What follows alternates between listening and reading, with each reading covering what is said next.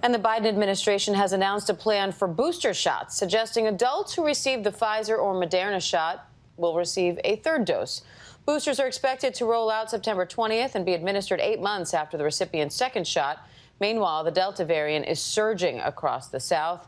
At Baton Rouge General Medical Center, they've opened 8 separate ICUs just for COVID patients. Trevor Alt is there with more. This morning, the Biden administration telling vaccinated Americans who received the Pfizer or Moderna vaccine to start planning for a third dose. 8 months after your second shot, get a booster shot.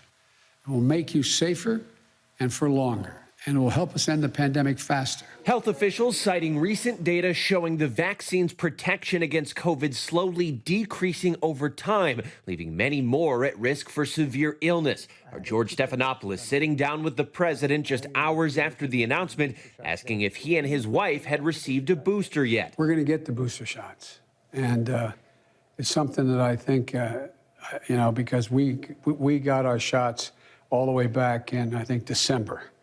So it's past time. The booster shots will be available for free with no insurance or ID required. The program rolling out the week of September 20th, a program already protecting many of the immunocompromised, like 28-year-old Christine Smith. The CDC and FDA recommended it on Friday, and I went and got my booster on Sunday. We went inside Baton Rouge General Medical Center, where they're treating nearly 200 infected patients, more than any other time in the pandemic, and more than 90% of them are unvaccinated. We want to take everybody that we possibly can and do everything we can for people, but we don't have the means for it. 39-year-old disaster relief worker Jessica Cooper is fighting back from COVID, at one point even typing a goodbye text to her 11-year-old daughter, thinking she wouldn't survive.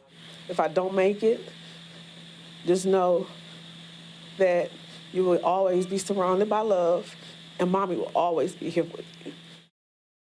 And health officials continue to stress the unvaccinated are by far most likely to fall prey to this virus. The doctors that I spoke to here said the breakthrough infections that they're seeing are almost exclusively among the elderly and the immunocompromised, but it's still a wise idea for everyone to plan on getting that booster shot so you can make sure your protection stays up to par. Diane? All right, Trevor Alt in Baton Rouge, Louisiana. Thanks, Trevor. And as we heard there, Trevor saying that Louisiana is one of the hardest hit states of the COVID crisis right now. According to the HHS, the state has seen a 43% increase in hospitalizations in the past 14 days and an average of more than 5,000 cases per day. According to the CDC, only 49% of adults 18 and up there are fully vaccinated.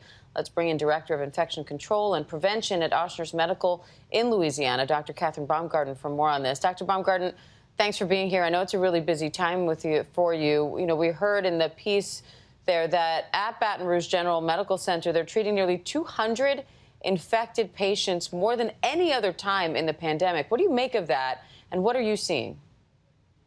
So I'm at Ochsner Health here in Louisiana. We have the largest health system across the region. And unfortunately, we have peaked and have seen more patients during this fourth surge with the Delta variant than we have in any other surge. So currently across our system, we have over 1,000 patients that we're taking care of just due to COVID alone. And about 90% of those on average are unvaccinated patients. The other thing we're seeing is that this cohort and group of patients are younger than what we've seen in prior surges. So unfortunately, we're seeing a lot of patients under the age of 50. In the first surge and the second surge, we had about 15% of patients under the age of 50. Now we have about a third of patients that are under the age of 50. Now, nearly 89% of your COVID-19 patients are unvaccinated. But as of this week, Ochsner has administered more than 510,000 COVID-19 vaccines. So how much do vaccinations need to ramp up, you think, to reverse this surge that you're seeing? And what resources do Louisiana hospitals and healthcare workers need right now? So we fortunately are seeing more people get vaccinated. And so just on Tuesday, we actually had a partnership with the Saints countdown to kickoff to make sure that we get everybody vaccinated that we can. And we vaccinated about 2,000 people on that day alone. So we continue to be focused on vaccines. We continue to do everything we can to make sure that we're reaching people to get vaccines. We're also doing a lot of outreach in terms of media. We're doing a lot of outreach in terms of community events. We have people that are giving vaccines through a mobile unit. We have people in malls, in airports giving vaccines. So we are right there trying to make sure that it's easily available. We also are talking to our providers, our nurses, our staff, our colleagues about making sure that they talk about the vaccine and address people's fears. It seems like now it's more difficult to get those last people vaccinated. And so each one that we can do is, of course, a win and a victory. And so we want to reach people where they are. We want to address their concerns. We want to dispel myths. We want to make sure we're going right to where they are to make sure it's as simple as possible to get a vaccine. Now, you've received about 20 transfer requests from out of state, from Texas, Oklahoma, Mississippi, Alabama. What does this tell you about how desperate people are to find hospital care if they do get sick? Well, typically, we are a regional referral center. We remain a regional referral center.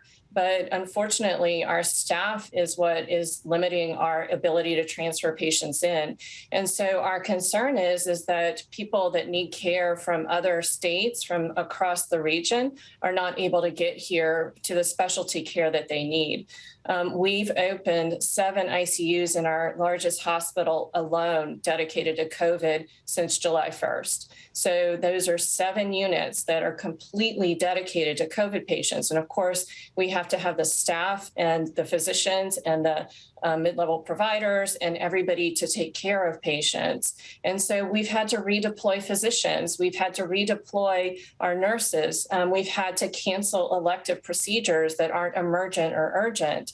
And so that takes a toll on the healthcare system. It takes a toll on the resources. We're also focusing on getting vaccines to people. So that takes our staff as well to make sure that we have that ability to get people unvaccinated as soon and as quickly as possible. So all of these things have really impacted the care of patients in our area and region. And the fact that we're hearing from other states means that other states are also having difficulty finding hospitals near to them that are able to take transfers as well. All right, Dr. Catherine Baumgarten, we appreciate your time today. Good luck to you. Thank you. Thank you very much for having me. Hi, everyone. George Stephanopoulos here. Thanks for checking out the ABC News YouTube channel. If you'd like to get more videos, show highlights, and watch live event coverage, click on the right over here to subscribe to our channel. And don't forget to download the ABC News app for breaking news alerts. Thanks for watching.